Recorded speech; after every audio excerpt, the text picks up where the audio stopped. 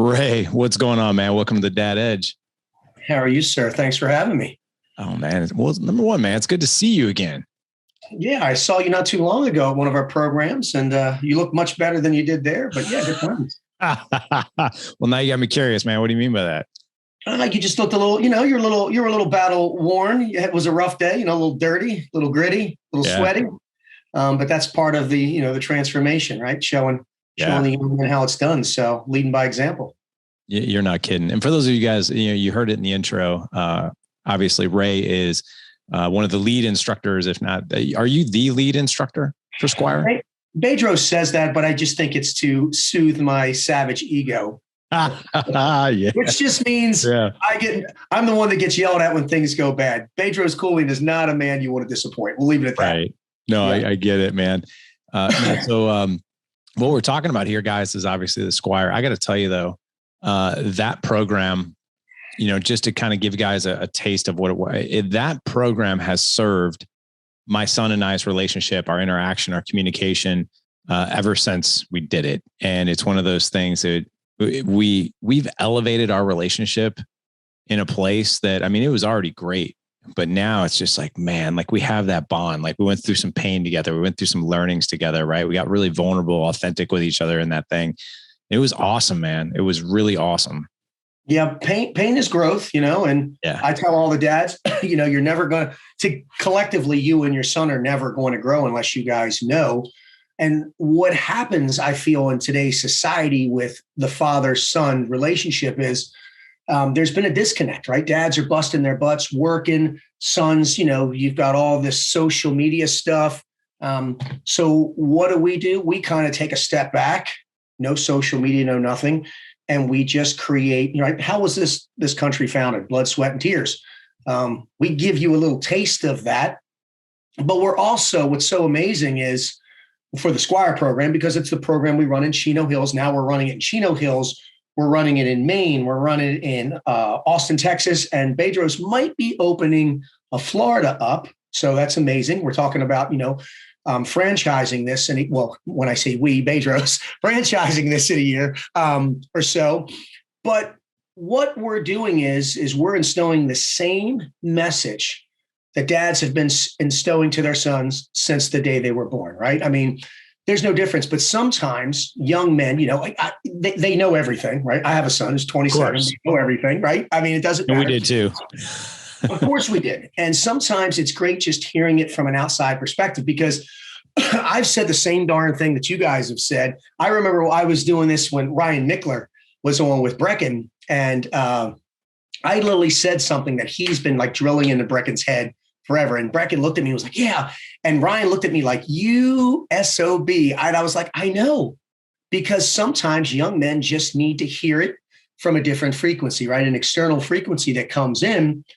And you know as well as I did, the first thing that I made the young warriors, because I don't call them kids, they're young men, do is stand up, turn to you, and thank you. Thank you for doing this course, because there's a million other things you could be doing. But while you're at the Squire program for those 14 to 16 hours, the rest of the world doesn't matter. The only thing that matters is the transformation, the battle, and you saw it. You do some things together, then we separate you guys, then we bring you back together. And you as a dad, you're in tune more with your son than we are. You're seeing this transformation. And then what it's doing is it's creating a newer and better bond. Not that anything was wrong with what you had, but we that's the thing we talked about. Remember, as men, as dads, as fathers, we are hunters, protectors, providers. And we are the double. I love to use the symbolism. We are the double-edged sword, right? Mm-hmm. The savage and the servant, right? Your job, right? If I were to get in between, if I was coming at your son in an aggressive manner, Larry, where are you going to put yourself in regards to me and your son? Right in between you. That's right. You're going to get right in between. That's the savage, right?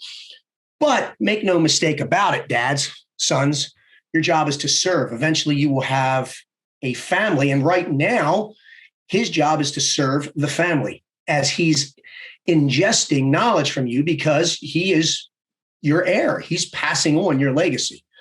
having a son is really cool because he is, your bloodline of carrying on that family tradition. Usually the daughters take another name, and I have a son and daughter. True story. I actually adopted my son from my wife's previous marriage, and he has my name. He's carrying on the care tradition. And that's why I'm so passionate about this program and why we're trying to take it nationwide, because the world, dads, sometimes you need to slow down and just kind of stick to the basics, right? We should do some classroom, we do some PT, we do some classroom, we do some PT. And then, as well as I do, there were a couple impactful moments in that course, right? The ice bath, right? 31.5 degrees. Ladies and gentlemen, that's the temperature. How long? Doesn't matter. It's cold. There's a lot of discomfort. And what's so amazing about that is, it's funny because you remember, as I do, is when he's in the water, and I don't want to say names. I don't know, I know we're careful with that, but I'll be, hey, Dad, with your permission, and I'll grab his pulse or feel his heart and his breathing. And he'll start looking at me, and I'm like, don't look at me. I'm not in the water with you, buddy. I'm just doing a medical check. Look at him. And he is feeding off of your strength. Now, I will tell you, once in a blue moon, there are young men that can handle the cold temperature better than dads. I mean, it's just how it is. But Dad, for those however many minutes it is, you have to show him that you are the warrior. And sometimes it comes with a price, and that price is pain. As well as I do, it burns when you go in there. Oh, yeah. And we had one father who had two sons there. He got in the water like 6 times or whatever when we were done. 1, 2, 3, 4 times. And I was like, Dad, I'll get in there. He goes, no, you won't. No, you won't. Back up. This is what I'm doing. So I was like, yes, sir. He was in the zone. And because through that pain is where you create growth, right? When men have gone through something that other men haven't, you develop and create a bond, just like in SEAL training, BUDS, basic underwater demolition. There's a lifelong bond. And our goal is eventually your son will have children, and hopefully this will be continuing. And he's going to say, you know what? I went through this life-changing event when I was this age, and I want to pass the torch on to you, young man, right? And again, I don't say fathers and sons. I don't say men and children. We are men. I say warriors and young warriors. And it's amazing. And as you can see, I'm so, of all the things that I do, it's my favorite because of my childhood and the lack of having that male role model. It's amazing. And, love what you do what you love. I am living proof, obviously working for Bedros, that, only in America can this happen. So yeah. I know I went on for a rant. I apologize, but you might have to give me because I have so much to talk about with this, because this program is literally, this is what I think the world needs more of. And there needs to be mother and daughter bonding too. I really think that, but I've been married for 16 years. And as a warrior and a man, I will tell you this. I know this much about women. I know a lot about men. So I stay in my lane. Like my wife, if she came in here, she'd be like, nope. I still mess up. I still get things wrong. But with men, it's easier, when especially, as they're hitting that age 12 to 16, a lot of things are happening, right? Oh, yeah. Big time. And sometimes, men, listen, it doesn't matter in our DNA. We don't want to ask for help. We're curious, but scared and this and that. So what we're trying to do is develop that bond so that, I want my son coming to me. Yeah. If he has questions. I want my daughter coming to me when she has questions about things, because they need to feel the home you are, right? I'm sorry, Dad or moms. I mean, depending on the situation, but there's the king and the queen, depending on the roles of the family.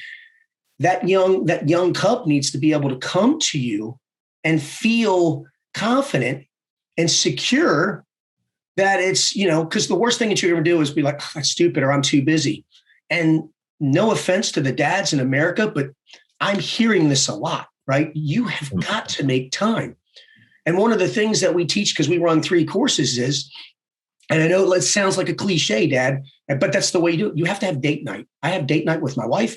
I have date night with my daughter. And if my son's in town, I know we just call it like man time, because date night with, it kind of sounds weird, but you've got to make time to do something with your son on a different level. And let me make something very clear to you dads. This, Yep.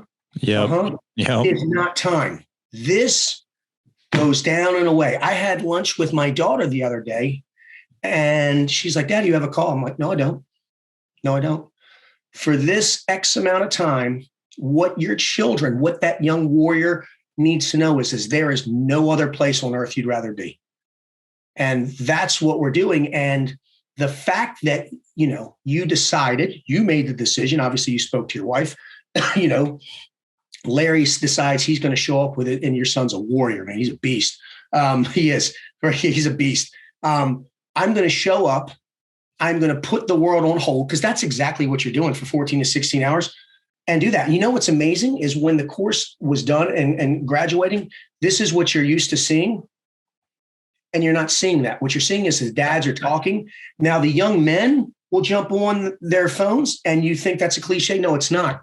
We have a private Facebook group page where we're saying, hey, get each other's numbers and get to know each other, right? So, because it doesn't matter how old or how young you are, who you surround yourself with is what you will become. So I surround myself with bigger, better, faster, stronger, younger, more ambitious, more of everything that I want to be. Like, I have the greatest boss in the world. When I met Bedros, this was almost 3 years ago, he said, where do you want to be in 5 years? And I said, I want your position. He said, come get it, because I ain't going to be here, right? Your son, man, dads, your sons want to be you. Dads, your sons are a direct reflection of you. So one of the things that we talk about is the family, the fitness, the finances, and the faith, right? Family. The F-bombs. The four F-bombs that I have tattooed on my hand. Yeah. And the hand of time, because time's ticking. And I want to make sure these dads understand this. Number one, with the 4 F-bombs, family. Your son needs to know your role, his role, mom's role, and sister's role. If he is the oldest male in the house when you're away, whether you want to hear it or not, if this sounds too old, he is the man of the house. I don't care what age he is. He's the man of the house. And he needs to, as he gets older, learn how to defend his house, his home. He needs to learn how to respect women. He needs to learn how to be the hunter, the gatherer, right? So that's it. He needs to know your role. And make no mistake about it, young warriors, your father is not a cash cow. It's not what his job is. His job is to teach, educate, and discipline when need be, right? Fitness. Dads, you need to get your butts in shape. Men have an exterior shell. We are strong, right? We have armor. But remember, just real quick on that, I want to make a mention of something that Bedros actually made he saw it, right? Made an observation and stated it, right? One of the most powerful things we can have in our lives are good men who want to elevate us, right? And that's even a mentor. So like yourself and Bedros. But I remember being in one of the teaching moment evolutions, right? Where Bedros actually was talking about the 4 F-bombs, talked about fitness, and he said exactly what you just said. And he said something I think that really hit home with a lot of guys, definitely hit home with me too, which is, gentlemen, I've made an observation today. And that is, I've noticed where everyone's fitness level is at. And I've also noticed your sons are almost at the same, right? So if you're not taking care of yourself, what I'm seeing is young men not taking care of themselves. The men who have high fitness levels, I'm seeing young men who have high fitness levels. Lessons are caught, not taught. So keep that in mind, that taking care of your fitness is not only important to you, but it is important to the example that you're setting for these young men. Yeah. And Bedros is a wise man, and he's exactly right. You're like, these young men are a direct reflection of you. They are. So your role as a male role model is to be a strong man. Now you have to, but fitness is not just physical, it's mental and emotional, right? Fitness is 3-dimensional. You can be a savage, but soon as things start not going your way, you lose your cool. That is not the characteristics of a true man. A true man, right? A true man is not a problem maker. He's a problem solver. And that's what men need to understand. And your son, your cub, is going to react the same way you do. So this is what I suggest, dads. Get up, work out. right? And one of the things that I told all the dads that joined the Squire program is like, you need to start working out with your son daily. Take 10 minutes, do 10 or 20 push-ups, some squats, and some sit-ups. And not only is that going to get both of you in shape, it's going to create, again, a bond, but emotional and physical, mental, and emotional. You need to make sure, right? We talk about the 3 colors of discipline, red, green, and blue. It's okay to get in the red because you're going to lose, but you have to get right back in the green. It's okay to disassociate. That's what you do when you get in the cold water, but you have to get right back on track, right? When you're in the ice bath and you're closing your eyes and you're focusing, you could be in the red or the blue. But then what do I say, Dad? Once you get control of that beast, you have to open your eyes. That's when you're in the green and you're showing him your power. Look at me, son. I've got you. Talking him through it. So that's the family fitness. The finance is simply this. Young men of today need to understand a few things. Number one, the importance of $1. Number two, go out and get a job, right? Like, what do you mean? Like, my daughter does chores at the house and people ask me, because my son's out of the house, what do you pay her? I don't pay her anything, right? She gets room and board. She gets everything. If she wants to go above and beyond, yes. Because back when we were kids, right? I'm 50. We didn't have GoFunds. We had a lawnmower and a paper route. And that's what you did. You're 50? I'm 50. Holy shit. I had no idea. And then I tell young men also, you need to look at your father and your mother and realize they are not an ATM machine. If you want something, you need to work for it. My daughter is 13 years old and she babysits. Mm-hmm. She gets $10 an hour. And this is what I tell her. 5 is yours. You can spend it where you want. 5 goes into the pot. You're going to learn how to save, right? You need to start teaching children this, because what we do as parents is we're so busy providing and going out there and hustling. And I get it. I'm guilty of it. Like we are very fortunate where I can work and my wife's a stay-at-home mother. So she's definitely teaching my daughter a lot of, again, I know this is the father-son, but I taught there's certain things that dads teach their sons and certain things that mothers teach their daughters. But you've got to find time, because you do not want to let them loose into the world and not understand the basics, right? How to treat a lady, how to be a savage warrior. Like I tell all the dads, you and your son, if you can make time, do jujitsu, do a boxing class, do something that's physical. It's okay to be physical. It is, because men, we are savages from the earliest of times. We were hunters, right? And we were killers back in the day. But guess what? You can still be a hunter and a killer today. Hunt, go out and be a great human being and kill everything you do, meaning be awesome at it. But make sure that you're teaching your sons the same things, because what happens, guilty, is we get so tied up with making that buck and trying to get, that position and that status that we're losing what's the most important status, and that is the relationship with our sons. Yep. And last is faith. So we talked about the finance and faith, and it's as simple as this, Larry. Your son has got to believe in himself, and you've got to teach him to believe in himself. You can't be there all the time, right? It's that internal voice, right? And that's why like when we go over team, I tell these young men to create what's called a MOL, a motto of life, right? Get up every morning, and there's 2 types of motivation, internal and external, and come up with something. My daughter, since she could talk, she gets up every morning and says, I'm a champion, I'm a winner. I get up every day and say, be great today, be a loser tomorrow. I say something else, but I'm not going to say that here. No, say it. Well, it's be great today, be a bitch tomorrow. Right. Okay. And I told the young men, there's a difference, and I want to make this very clear, dads, between being a bitch and being the bitch. Being a bitch means you're hitting the snooze button. You're not being respectful to women. You're not being respectful to your parents or other people in your life. You're showing up late. You're not taking care of yourself. But then what I've done is I've transformed that same word by just taking the A off and putting the in front of it. You can become the bitch. You can become intellectually sound, T, B-I-T, trainable, C, a communicator, because communication is C. And the last one is hard as nails. And if you do that, you can transform by doing that MOL every day, coming up with a motto like be great today, be a bitch tomorrow. I say it's the first thing I say when I get up. It's the last thing I say when I go to bed. as men, we can program the subconscious mind to believe in ourselves. Like I have the young men always tell them, get up and say, I believe I can achieve. And I don't care what that believe to achieve is. Get up and attack today. Young men, here is the best morning routine I can tell you to do. Young men, get up, make your bed, do 10 push-ups.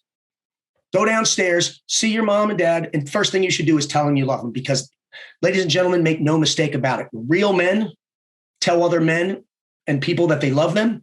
They're not ashamed to cry, and they are vulnerable with their feelings when they are surrounded with the right elements in their life. Yeah. Because I was guilty of that for the longest time, of not, until I met my beautiful wife, and I realized that I have a lot more to offer than just being this, Yep. So, and that's the advice I want to give men is it's okay there's times to be vulnerable, but there's times to be savage. There's times to be selfish. There's times to be selfless,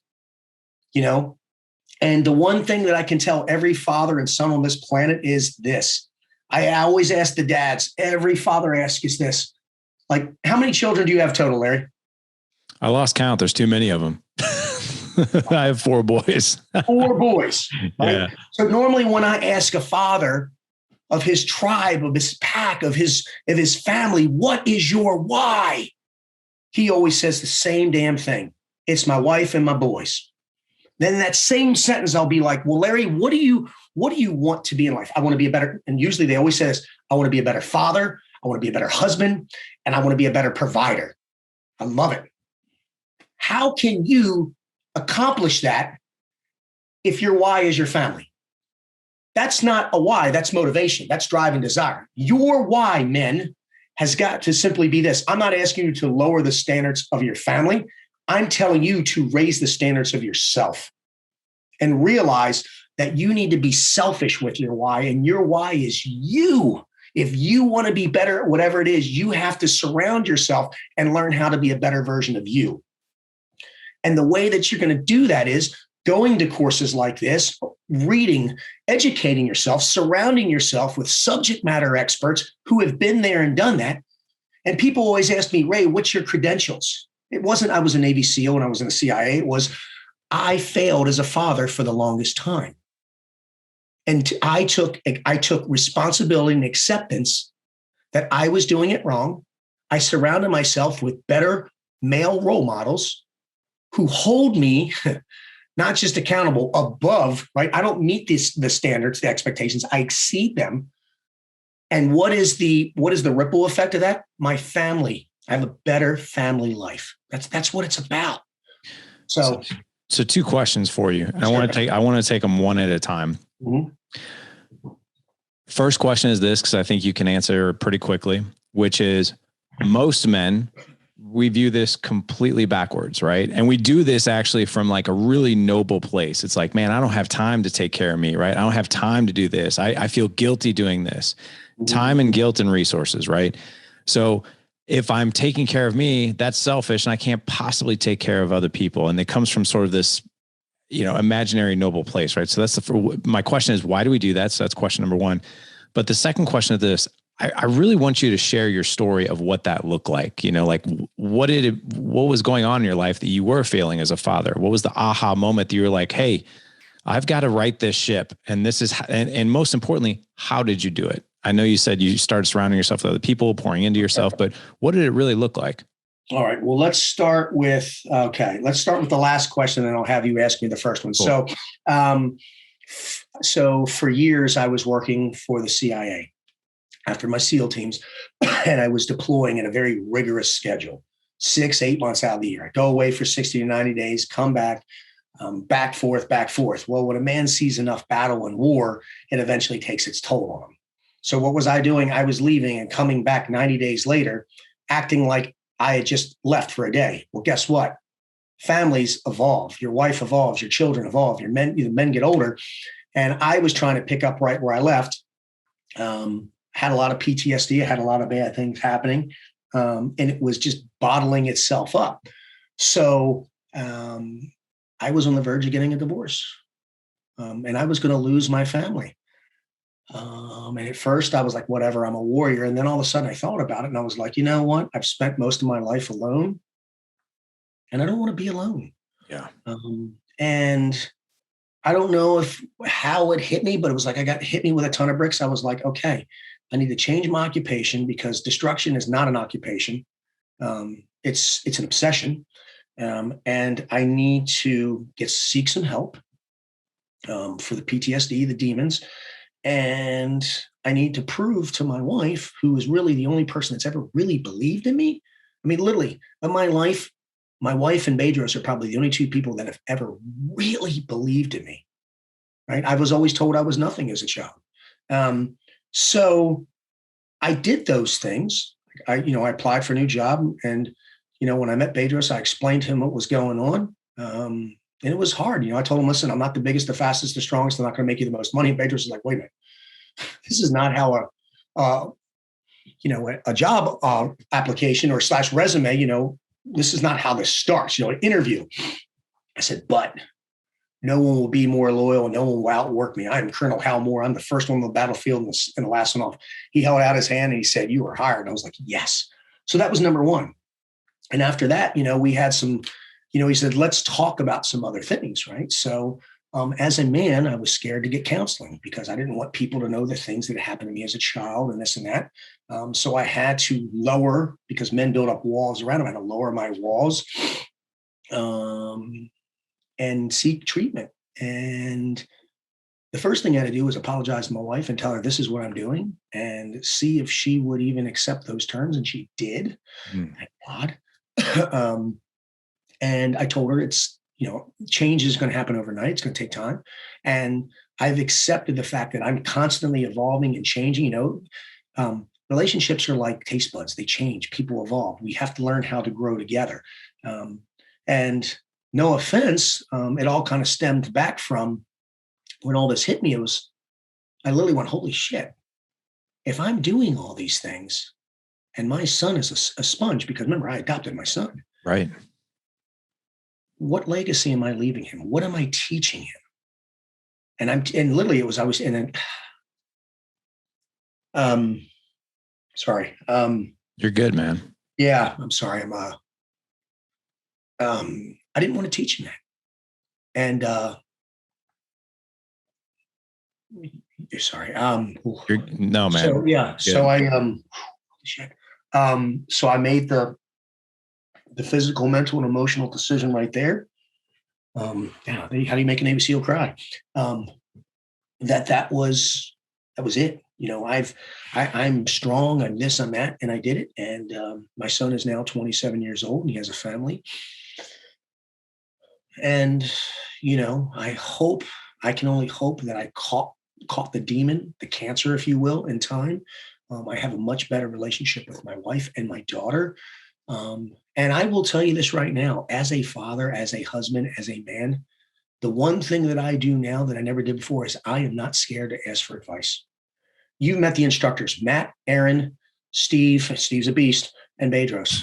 I literally will call them and I say, hey, because, all of us except Aaron are fathers, right? All of us, myself, Steve has a son and daughter, Bedros has a son and daughter, and so do I. Matt has a son. So I can ask questions, right? And not only have I done that, but my wife has become friends with the wives and them. So what we do is we just have accountability drills, man. Like if I'm slipping up, my wife will actually call Bedros and say, hey, Ray is slipping up. Not the call you want to get. It's not like Bedros is threatening to fire me. Bedros is like, listen, if you don't straighten your shit up as a man, Bedros is not a small man. He's like, I am going to literally punch you because I love you. And I'm like, yes, sir. So tighten it up. So it's about, sometimes a man needs help self-correcting. So, we start getting off the path. And it's just like, boom, get back on. Off path, boom, get back on. And before I would get off path and before I noticed it, I was going almost a whole separate direction before I could self-correct. And then what happens is if you start making a huge adjustments, you're always going to miss the target. So it's those micro, boom, I'm back on, I'm off, I'm on, right? The blue, the red, the green. And that's what I'm doing now. So that's what I did for the last question. What was the first question? If we can go back to that. Yeah. But first, man, yeah, I'll ask you that question, but I just want to honor you for a second, man. Lessons are caught, not taught. Listen, you can come on here all day long and talk about how men need to be real, break down the walls, be authentic, be vulnerable. And here, dude, I've been saying this for years, but the example that you just set was this. I always tell my guys, like guys in our community, guys in our mastermind, my coaching clients, I'm like, you can be authentic and vulnerable in the most masculine way. You'd be shocked, because a lot of men, what we do is we think of like, whoa, well, if I'm authentic and vulnerable, I'm like this weak, disgusting, oozing sponge of estrogen. And that's just really weak. Right. And I'm like, no. You can actually ask for advice. You can share a story that was meaningful to you. It might pull on your heart a little bit. And that's a really good thing. Right. Now, the thing is that you don't want to, obviously that's 90% of your life, but to be able to have the emotional IQ to be able to feel that right in that moment and to share it. And what you just exemplified, Ray, was exactly that. You got authentic and you shared a story that was hard for you to share. But one thing that I know the audience feels this way, and so do I respect you even more. Yeah. I like you even more. It's like I got to see that human side of you, and it made me relate to you, right? Because we've all been there, man. You know what I mean? Well, I just think as a whole, men need. Here's the thing, kind of with the first question: society has stereotyped men that they have to be a certain way. Well, right now the world's changing. I don't know, but the old school days, men are supposed to be this, and this, right? Yeah. The enforcers, this, but there's nothing wrong with having depth as a man, right? Like, I'll be firm with my son if I need to, but then, my son's 27. I still hug my son, right? When I see him, I still try to give him a kiss on the cheek. He said, Dad, I'm like, I don't care. I love you. You're mine, right? I mean, you're carrying all my hair. But in that same sentence, I see my daughter, like when she was a child, and she'd be like, Dad, the Navy SEAL, the warrior, will you put on a dress and do makeup with me? Yes, I will. Because a real man is comfortable with himself once he understands and starts. Because here's what I tell people: stop focusing on the many and start focusing on you and the few, right? I do not seek anyone's approval except the people that are in my circle. That's it. Like I tell men, I don't care. My daughter's 13 years old. And I have to use my daughter because I didn't do this with my son, but I held his hand for a long time. And I recently had my daughter said, Daddy, one of my friends asked me, why do I still hold your hand? And I looked at her and I said, you know what? Maybe you should ask her to ask her father why he doesn't, right? Like reverse engineer it. Like I'm 27, I'm 50, my son's 27. Not that he would ever do it, because that would be, but if my son ever said, hey, Dad, just want to hold your hand, I won't be roger that, man. I embrace, because that's bonding. Me and my son now, the way we bond is we're like two bears. We wrestle, but it's fun, right? And we respect, and he still challenges the king, and he still gets his ass whooped, and that's fine because they will. Trust me, dads. It's part of nature. Like these young cubs that we have, they are strong, but they're not battle tested yet. They're not battle. They haven't even been in battle yet, right? I mean, I've been in some battles. And I always tell my son, respect the king. You can be the king of your castle, but when you come to my home, I'm the king. Just like if he goes to his house, I will respect him. When I go to my son's house, his rules, his way, I respect that. Even though I'm his elder, I've taught him that in your home, right, you sit here. Like I have a seat where I sit. When his grandfather is not sitting in that seat, he's the next one in that seat. My wife sits beside me. My daughter sits over here. We have a big giant table. The other head of the household, whoever that is there. It's funny because when he comes and visits, he waits for B-ball. That's his grandfather to get up. He wants to get in there, right? And that's what I want. And when I go to his house, he's like, Dad, this is my seat. That's your seat. Yes, sir. Right? Dad, that's my chair. Roger that. I have a reclining chair. You can sit it, boy. My chair. Yes, sir. But when we go to his house, same thing. And what did he do, dads? He has a big table. He bought a recliner. He works out. He's got children. And he is the head of the household because he is a direct reflection of me. He does jujitsu. He's strong. He's also, he's got girls. So he's like, Dad, what do I do? I'm like, well, here we go. Don't be scared to do this with him. Right. So, I'm a granddad. And guess what I do when I get around those girls? I'm the goofiest, talk silly like this, but they're still part of my family. And if you ever have to, and that's the servant, because I serve that I'm silly, but if I need to, and I promise you this, I will put those kids behind me and I will fight to the death for what's mine. And that's what men need to do. Mm-hmm. They need to fight for the right of their survival of their family, right? They need to understand that these children are their future. I will die for my family, but I will also be the silliest grandpa I do. We spoil the shit because we just go, here, you can have them back and we go home or whatever. And that's what's so great, right? Because that is the pattern of life, right? You are the warrior. And as you become the older warrior, hopefully you have trained, your siblings to take over and rule their own kingdom. They still respect me, but I have to respect them in their castle. Mm-hmm. But they damn well better respect me in mine. Yeah, I agree, man. Yeah. And that's what we're teaching at the Squire program, that it starts now, like not tomorrow. Like I thank Alex. Thank you for noticing this now, right? Whether you were 12 or 16, thank you. And most of the kids, the young men that we get, they're great. They're great warriors. The dads are just like, I want to show them how it is. So what do we do at this program? I PT them. You saw it. You guys were off doing something. We're doing log PT. I'm doing log PT with the young warriors. Dad, you've already done that. That's why we separate them, right? I don't need to have them seeing you do log PTs. Some of us have old backs. We're battle ridden. It's their job. It's their time. But they see it when they see how battle tested and proven you are when they get in that water. Mm-hmm. And they also see it at the FTX when we blindfold them.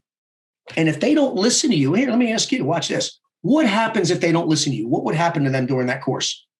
Well, they'll either step on a bear trap, barbed wire, rusty nails, they'll run into something that they absolutely shouldn't. And all that is the symbolism is the obstructions and the things in life that can get in the path if you're not on the right course. Yep. And guess what we're doing? Dad, you're leading that charge. We've actually had fathers and sons before. We had one that, like, imagine your son, like, listen, like my son, Michael, listen. This is like what I told him, shit's about to get real. And he goes, Roger that, Ray. And I'm like for a split second, he wasn't my son. He was another warrior looking at me. And I was like, I didn't say anything there, but afterwards I'm like, don't you ever call me Ray again. He's like, I don't know what happened, Dad. I just got kind of overwhelmed with, the warrior came out. He looked me in the eyes and, we talk about the importance of a handshake. And he was just like, Roger that. We've had in the ice bath, we've had sons yelling at their father, Dad, curse, let it out. Let me hear your war cry. And dads, savages, they just Roger that because they realize that they're not being disrespectful. These young warriors are growing. Mm-hmm. And actually we had one father, his son was just like, you, and I mean, wow, just went, and it was like in Portuguese. And the dad was just like, I've never been more proud of you. I actually posted that video. Mom didn't like it, so I had to take it down real quick. But that son was going through so much. There were so many emotions and changes and physical just ailments that he was powering through. And his dad was just sitting there going, give it to me. It was so impactful. Yeah. Because what I hear a lot of is, Ray and Bedros and all of us, we get these messages. Me and my son have such a better understanding of each other and our bond is growing. And I say, great. And they go, what do we do now? Have that father-son time. We've had some fathers come back to our course. We've had one that's come back every time. He goes, what do I do when I'm 16? After he turns 16, when he turns 18, he can come to our project, which is the 75 hours if he wants. Oh my Lord. And then what happens after that? You're part of a lifelong brotherhood. You were literally stuck with us for the rest of your life because men love being a part of something that is bigger and better than them. Real men do. people that are weak want to be the best at what I don't want to be the best at anything I do. I want to be the guy that's constantly climbing that hill to be successful because I don't want to peak out, right? I love Bedros. He says that. Don't ever peak out. Don't. Remember we talked about attack the hill. Yep. You run up the hill. You look around. You've accomplished your goal. I'm going to walk down the hill, regroup, and guess what I'm doing? Guess what we teach you? Look for another hill. What is that symbolism? Another obstacle in life that I'm going to destroy. I got to tell you, man, it was, can I share a quick story of just a reflection from my own point of view of what you were talking about? So you mentioned the ice bath and you mentioned the obstacle course where the sons are blindfolded and the son is relying on the father for clear communication to avoid or overcome and avoid the obstacles. And you're right. The obstacles, as you guys explained to us there, these are the obstacles in the adversity of life. You know, it's the drugs, it's the alcohol, it's the peer pressure. It's all these things that are going to come at you and clearly communicating how to navigate. I got to tell you, so I personally really wasn't concerned about any of the physical stuff that we were going to go through. I didn't know any of it, but I was like, I think I'm good there. And my son too, he's an athlete. There was one thing that made me nervous. And that was the ice bath because I've never done it. And I personally, I hate the cold. Like put me in the heat all day long, but I don't like the cold. So I got in there with my son and he knew I was nervous about this. My son has done several ice baths to recover from track meets and cross country and hard, big workouts and that kind of thing. So we both get in and it wasn't the first feeling of the ice. I was like, actually, wow, this is not as bad as I thought. And then it was about 30 seconds in. And obviously you guys don't tell us, right, how long we're in there for. 30 seconds in, I'm like, wow, this is getting intense. And what I did, and I think it's probably a reflection of what I do probably like in my business, or sometimes like if I'm faced with something like that's really hard, I do what most men do sometimes, which is put my head down and just grit through it and just try to do it by myself, right? Just hunker down, push it down, shove it down, just to get through it. And Matt, you mentioned Matt. So I have my head down and I'm just breathing and I'm just in pain. And Matt goes, Larry, look at your son in the eyes. And I looked up at my son and he was cool as a cucumber. And he's like, hey dad, how you doing? I'm like, I'm all right. How are you? He's like, Larry, talk to your son. So that's what I did. And I realized in that moment what my son had done probably 50 times and I had never done. My son was able to help me through that by just being a mirror of him, right? And also to be like, wow, that's iron sharpens iron. He's got me. I got him. This is what we're doing. And it was such a cool feeling of like, hey, let's go through this together. Like, I'm not going to go through it alone. Right. And that was a tipping point for me because I got out of that ice bath and I was like, holy crap, I did it. Right. And then we did our thing. And then you're like, all right, get ready for round 2. And I'm like, holy shit, we're doing this again. We did it again. And that next round, I was so focused, but it took that tap on the shoulder from another like-minded man or a mentor or a person in front of me to be like, hey man, course correct right here. You need to do this. And that was cool. So and I told my son, I was like, dude, if it wasn't for you looking at me and me looking at you, that evolution would have been 10 times harder. And I was making it 10 times harder than what it had to be because I was in my head. And imagine how he felt knowing that you told him that you literally looked at him and you helped and he helped you. Yeah, man. Imagine the repercussions, the amazing repercussions that's going to be. Like every man has a strength and weakness. A superpower, kryptonite. I don't care what you call it.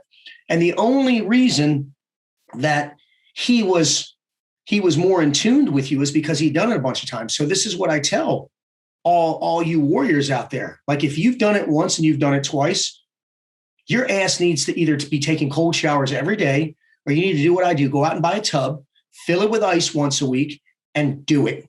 Because the only way you're going to get better at something is by doing it more. I'm better to the point where, like, if that were me and that situation happened, I'd be sneaking around doing cold stuff and say, let's get back in. When you get back in that water, it's boom.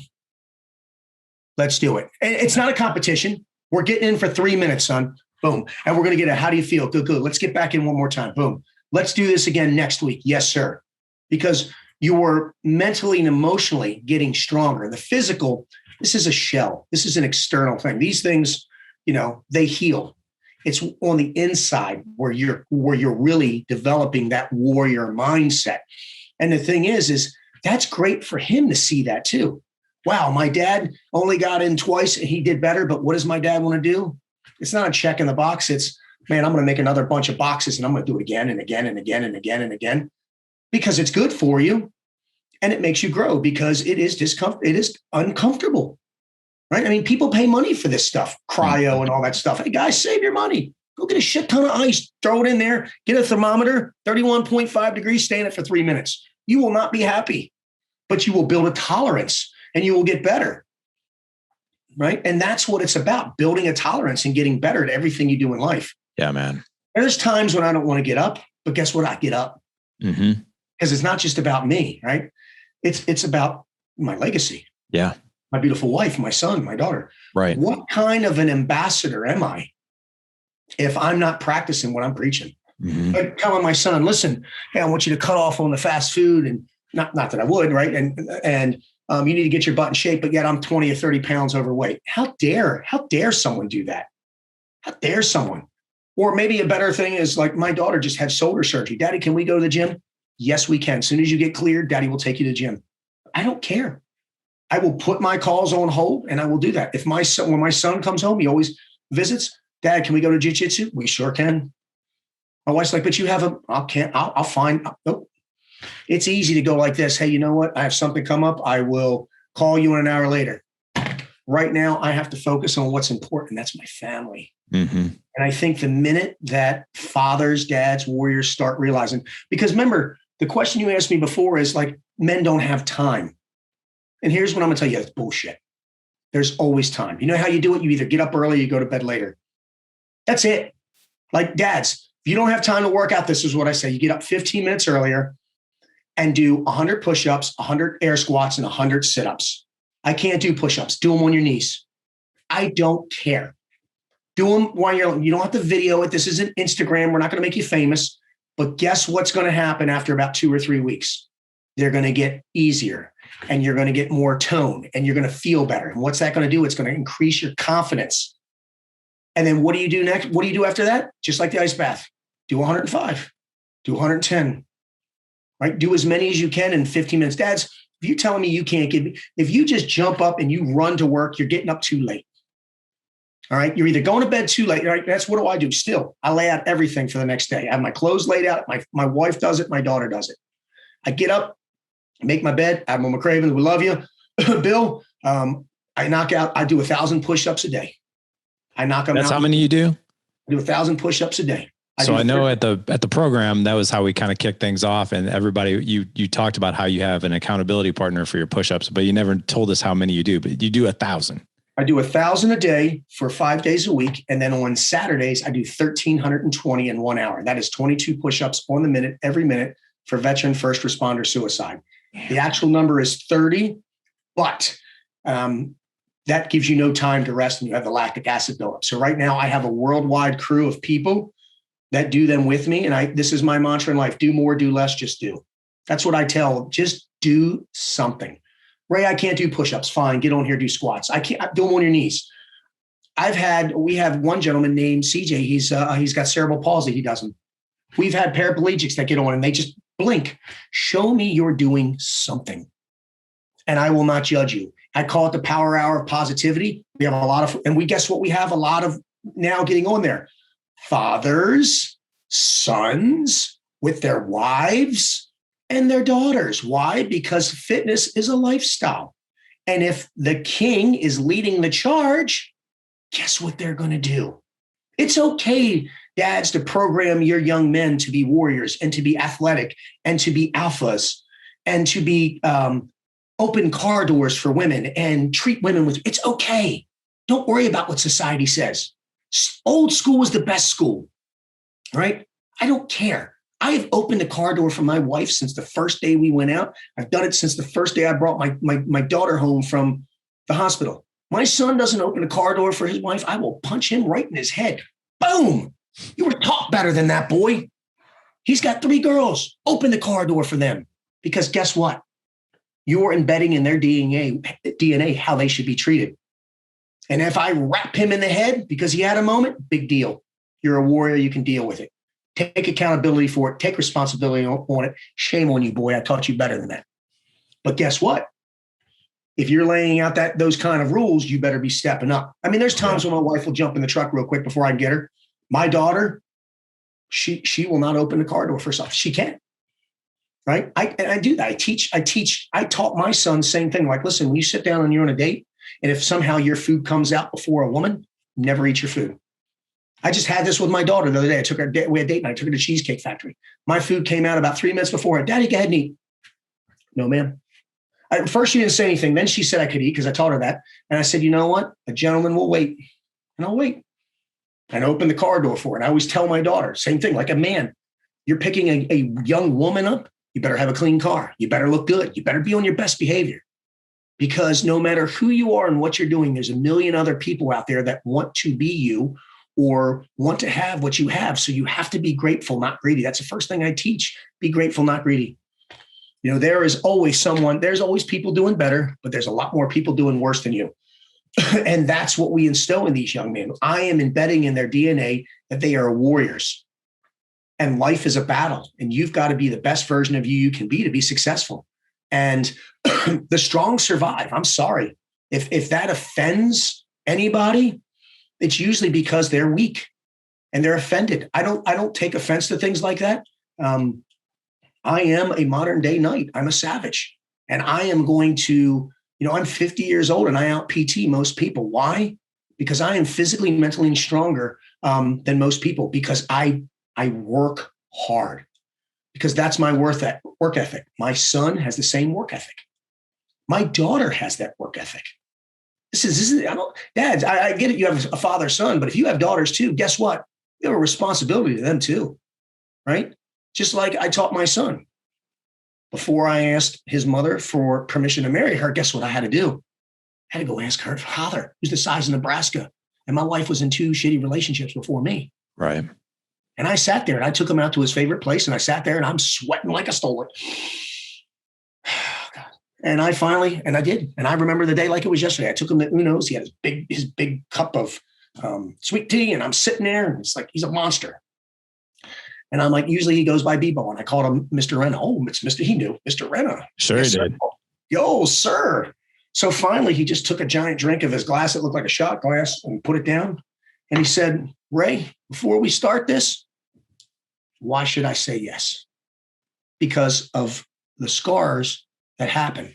And I'll tell you what, I didn't have a father to teach me how to do things. This is self-educated, self-motivated, self-decimated. I crushed myself and I laid it out on the line and I was vulnerable. I said, I love your daughter. I'm going to do this, this, this, this, and this.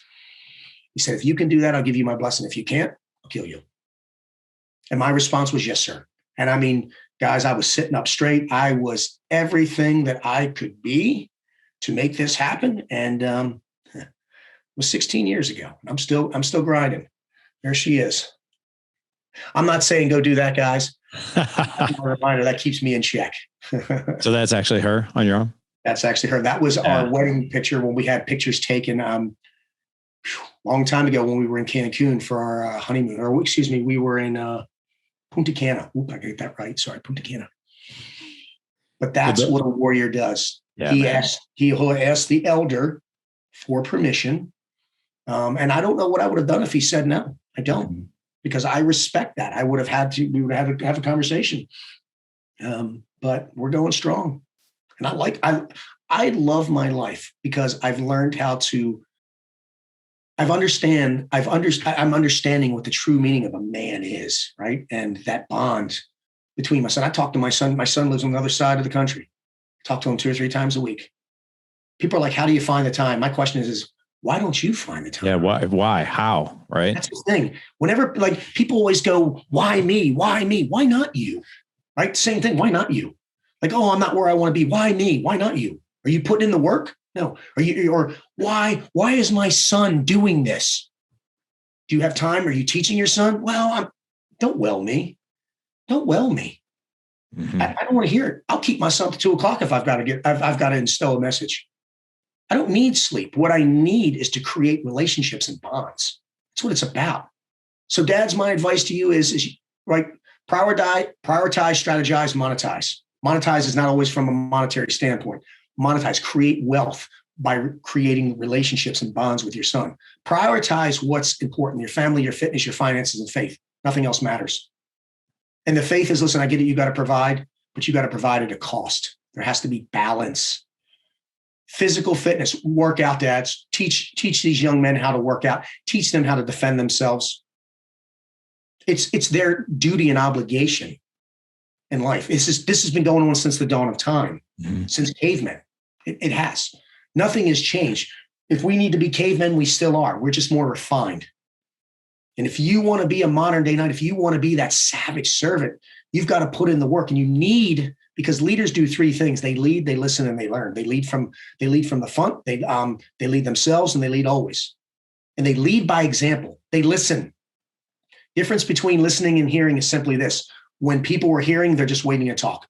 Listen to everything that your son has to say, and learn. Life's about learning. You only lose if you quit. And if there's any man on here that will want to quit on their son, I don't want to get to know him, because I'll tell you what, I would never, ever quit on my blood. And people go, well, he's adopted. He's my blood. Mm-hmm. That's it. This was amazing, man. I know you got to jump. But, I do.